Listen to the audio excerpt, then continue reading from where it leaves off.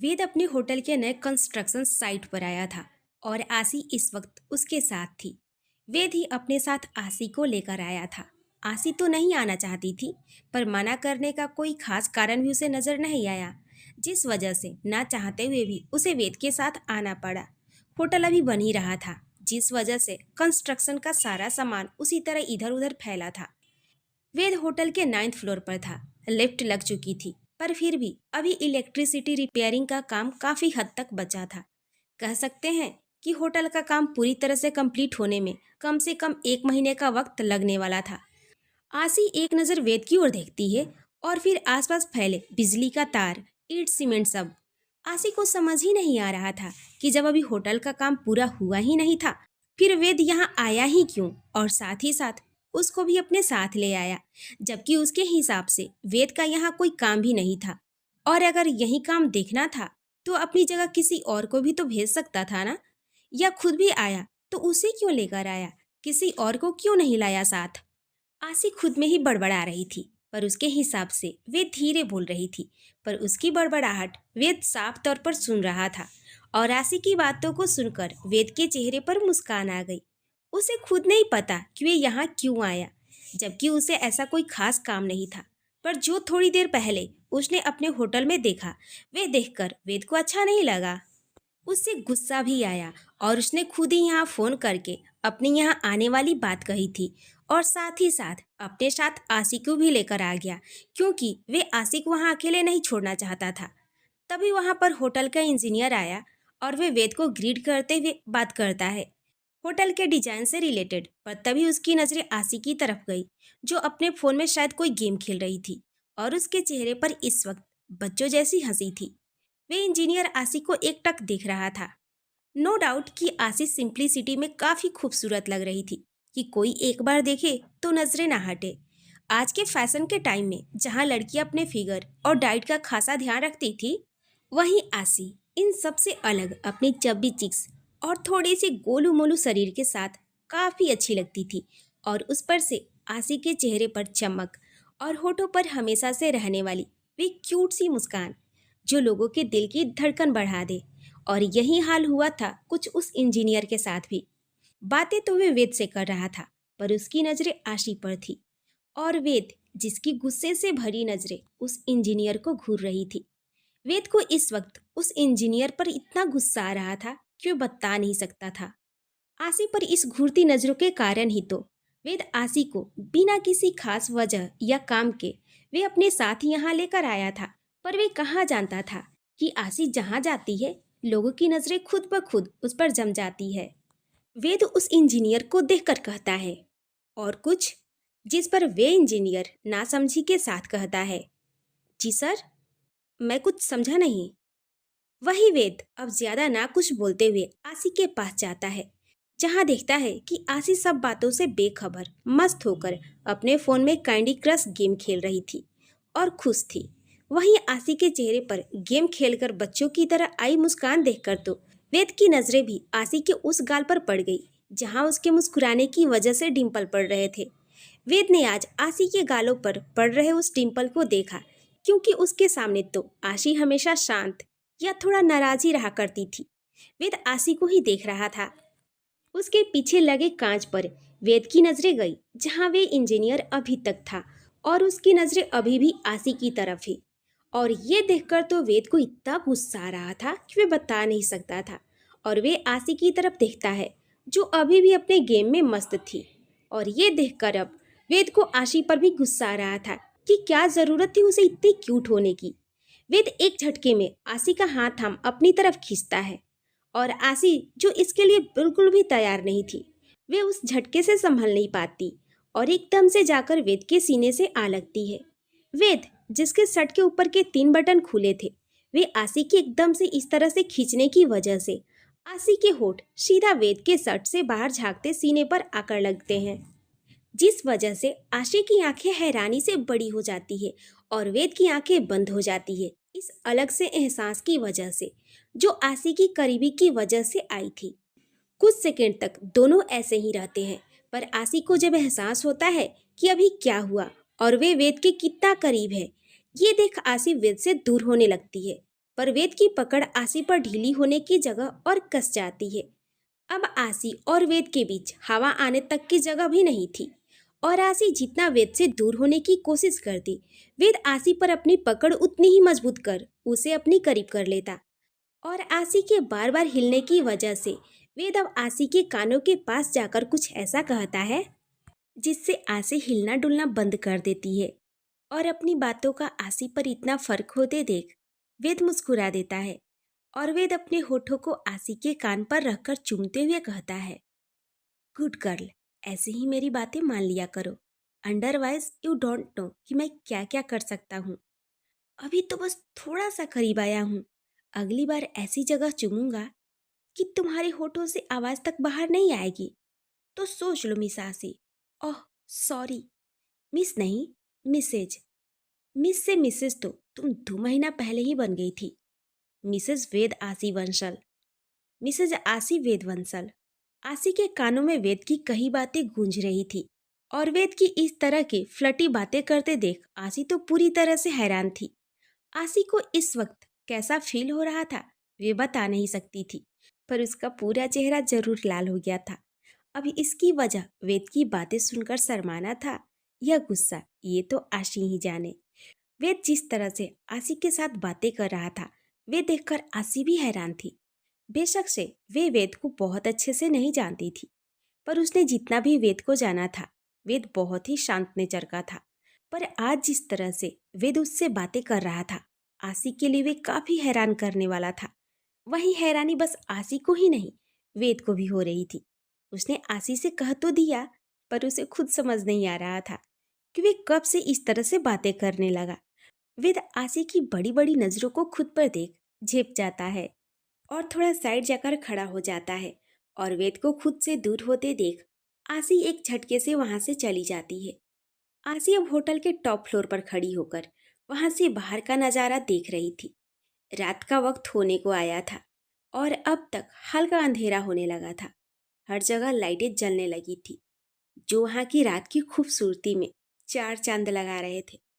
वेद वहां काम कर रहे लोगों से बात कर रहा था, पर उसकी नजरें बार बार खुद से कुछ दूरी पर खड़ी आसी पर जा रही थी। लाइट की रोशनी इस वक्त आसी के ऊपर पड़ने से उसका चेहरा चमक रहा था, जो वेद को खुद की ओर देखने पर मजबूर कर रही थी। वेद सबको होटल से रिलेटेड काम समझाकर जैसे ही पलटता है, वेद को आसी कहीं पर नजर नहीं आई। वेद अपनी नजरों को इधर उधर घुमाता है, पर उसे कहीं भी आसी नहीं दिखती। वेद आसी को ढूंढते हुए होटल के दूसरे साइड आता है। तब उसकी नजरें उस तरफ बने पूल साइड एरिया पर गई, जहां उसे एक हल्की सी परछाई नजर आती है, जो देखकर वेद आगे बढ़ता है तो उसे वहां पूल साइड के किनारे बैठी आसी नजर आती है, जहां उसने अपने पैरों को पानी में डाल रखा था और वे एक टक अपना चेहरा ऊपर कर आसमान में चमकते चांद को देख रही थी, जो आसमान में अटखेलियां करते बादल के साथ लुका छुपी का खेल खेल रहा था। आसी की नजरें उस आसमान में चमकते चांद को देखकर किसी सोच में गुम थी कि उसे इस बात तक का एहसास नहीं हुआ कि वेद कब उसके बगल में आकर ठीक उसी की तरफ पानी में अपने पैरों को डालकर बैठ गया। आसी की नजरें उस चांद पर और वेद की नजरें चांद को निहारती उस लड़की पर, जो खुद उसे इस वक्त किसी चांद से कम नहीं लग रही थी। पर आसी के चेहरे पर आते जाते बनते बिगड़ते भावों को देखकर वेद इतना तो समझ गया था कि आसी किसी सोच में गुम है। तभी आसी के बैग में रखा उसका फोन रिंग करता है, जिसकी आवाज से ना बस आसी का ध्यान चांद पर से हटता है, बल्कि वेद की नजरें भी आसी पर से हटकर दूसरी ओर देखने लगती है। आसी अपने बैग में रिंग होते फोन की आवाज को सुनती है और अपना फोन निकालकर फोन पर शो हो रहे नाम की तरफ देखती है, जिस पर जान लिखा हुआ था। वहीं वेद भी अपनी तिरछी नजरों से आसी के फोन पर शो हो रहे नाम को देख लेता है और उस पर जान नाम देखकर उसकी आईब्रो आपस में जुड़ जाती हैं और आसी की ओर देखने लगा कि इस नाम को देखकर आसी के चेहरे पर क्या एक्सप्रेशन थे और आसी को उस नाम को देखकर उसके होठों पर मुस्कान आ गई, जो देखकर वेद को अच्छा नहीं लगा। और हद तो तब हो गई जब आसी अपनी जगह से उठकर वहां से थोड़ा साइड जाकर बातें करते हुए बोलती है, हेलो मेरी जान, कैसी हो? और कॉल करने के पीछे की कोई वजह? उस तरफ से एक लड़की की आवाज आती है और बोलती है, ओए यहाँ तुम्हारी जान नहीं, तुम्हारी जान की जान पलक बोल रही हूँ। पलक की बात सुनकर आसी भी हंसते हुए कहती है, गुस्ताखी माफ हो हमारी जान की जान। अब बताने का कष्ट करेंगी आप? आखिर फोन करने की पीछे की कोई खास वजह जरूर होगी। आसी की बात सुनकर दूसरी तरफ से माया और पलक दोनों हंसने लगती हैं और कहती हैं, खास तो कुछ नहीं है, इसलिए हम लोग सोच रहे हैं कि क्यों ना आज के दिन को कुछ खास बनाया जाए। तो क्यों ना हम तीनों क्लब चले, थोड़ी मस्ती थोड़ा एंजॉय, क्या कहती हो तुम? उन दोनों की बातें सुनकर आसी कहती है, जब आप दोनों ने प्लान बना ही लिया है तो ठीक है, चलते हैं। आज रात थोड़ी मस्ती थोड़ा एंजॉय करेंगे। आसी की बात सुनकर इस बार माया कहती है, चल तो लेंगे, पर तुम घर कब वापस आ रही हो? जब आओगी तभी तो जाएंगे ना। माया की बात सुनकर आसी एक नजर कुछ दूर पर खड़े उसी की तरफ देख रहे वेद पर जाती है और वे माया से कहती है, आज मैं अपने बॉस के साथ होटल साइट पर आई थी। काम हो ही चुका है, तो शायद अभी हम यहाँ से निकलेंगे ही, तो आधा घंटा शायद लगेगा। तुम दोनों तैयार रहना, हम लोग निकल रहे हैं। आसी अपनी बात बोलकर फोन कट करती है और वेद के पास जाकर कहती है, सर हम कब तक निकलेंगे? आसी की बात सुनकर वेद अपनी हमेशा वाली शांत आवाज में कहता है, बहुत जल्दी है जाने की, कोई खास वजह? वेद के सवाल पूछने पर आसी कहती है, कोई खास बात किसी खास इंसान को बताई जाती है सर, और वे आप खास इंसान नहीं। आसी की ये बात वेद को पसंद नहीं आती, इसलिए वेद आसी के थोड़ा करीब जाता है, जिससे आसी वेद को अपने करीब आते देखकर अपने कदमों को थोड़ा पीछे कर लेती है। जो देखकर वेद कहता है, मैं कोई खास नहीं तो कौन हूं मैं? और कौन है वे खास इंसान तुम्हारी जिंदगी में? वे जिससे तुम अभी इतना खुश होकर हंसते हुए बातें कर रही थी, वे है तुम्हारी जिंदगी में खास इंसान? बोलो। वेद की बातें सुनकर अब आसी को भी गुस्सा आने लगता है और वे कहती है, आप मेरे बॉस हैं सर, जिसके लिए मैं काम करती हूँ, और आप मुझे मेरी काम की सैलरी देते हैं, बस इतना ही। इससे ज्यादा रिश्ता नहीं है हमारा। और रही इस फोन वाली इंसान की, तो हाँ सर, आपने बिल्कुल ठीक कहा। जिससे बात कर रही थी वे बहुत ही खास है मेरे लिए, इतना कि जितना मैं आपको बताऊं तब भी आप शायद समझ ना पाए। ये वे खास इंसान है जिसने मेरा साथ दिया जब सबने बीच रास्ते में मेरा साथ छोड़ दिया था। जैसे मैं कोई इंसान ना होकर कोई सामान थी, बस छोड़ दिया। लेकिन छोड़कर जाने से पहले एक बार सामने से आकर ये बात तक बतानी जरूरी नहीं समझी, क्योंकि उसके लिए मैं कोई थी ही नहीं और ना हमारा कोई रिश्ता था। और तो और जाने के बाद एक बार भी पलटकर नहीं देखा कि मैं किस हाल में थी। पर इस खास इंसान ने इस अनजान शहर में ना बस मुझे सहारा दिया, बल्कि अपना समझा, मेरा साथ दिया। और भी कुछ सुनना चाहते हैं आप उस खास इंसान के बारे में सर? या हो जांच पड़ताल? तो चलिए, क्योंकि कोई खास मेरा इंतजार कर रहा है और मुझे धोखा देने की आदत नहीं सर। इस आखिरी शब्द में आसी की नाराजगी को वेद अच्छे से महसूस कर सकता था। आसी ने अपनी नाराजगी वेद पर जाहिर कर दी थी और वेद खामोश होकर आसी की बातें सुन भी रहा था, क्योंकि वे जानता था उसने जो किया था आशी के साथ गलत किया था। आशी अपनी बात बोलकर वहां से चली जाती है और वेद का कार के पिछले सीट पर जाकर बैठ जाती है, क्योंकि वे वेद के साथ ही आई थी और इस टाइम उसे कोई और साधन नहीं मिलता वापस जाने का, इसलिए वे चुपचाप बैठी थी।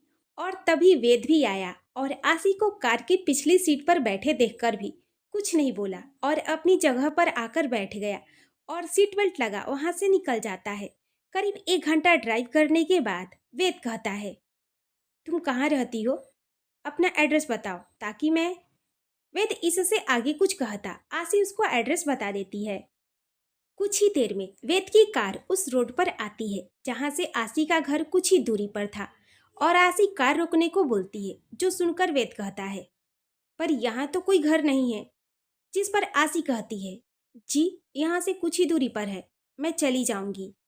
आशी की बात सुनकर वेद कहता है, अरे पर ऐसे कैसे, मैं तुम्हें छोड़ दूंगा, अब तुम बताओ तो। वेद का बस इतना कहना था कि आशी कहती है, आप मुझे 2 महीना पहले ही छोड़ चुके हैं सर। आपको याद नहीं है तो याद दिला दूं, हमारी शादी वाली रात थी और अब आपका साथ मेरे कैरेक्टर पर लोगों की उंगलियां उठा सकता है, जो मुझे बर्दाश्त नहीं। आप तो बड़े लोग हैं सर, आपसे कोई सवाल नहीं करेगा। पर मैं एक नॉर्मल मिडिल क्लास इंसान हूँ सर। इतनी महंगी गाड़ी और किसी लड़के का साथ देखकर लोग बातें बनाएंगे। इससे अच्छा आप मुझे यहीं पर छोड़ दीजिए। आगे का सफर मैं अकेले तय कर लूंगी, बिना आपके साथ का। आशी की बातों में नाराजगी, ताने सब थे, जो सुनकर अब वेद कुछ नहीं कहता और आशी को जाने देने के लिए कार का गेट ओपन होने का बटन प्रेस करता है। और गेट ओपन होते ही आशी बिना एक पल की देरी किए कार से बाहर आ जाती है और रोड से होकर चलते हुए एक गली में मुड़ जाती है। वहीं वेद आशी को तब तक देखता है जब तक आशी उसकी आंखों से ओझल नहीं हो गई। आशी के जाने के बाद वेद भी निकल जाता है वहां से और वे सीधा अपने मेंशन पहुंचता है, जहां हमेशा की तरह शांति थी। पर आज वेद का दिल बिल्कुल भी शांत नहीं था।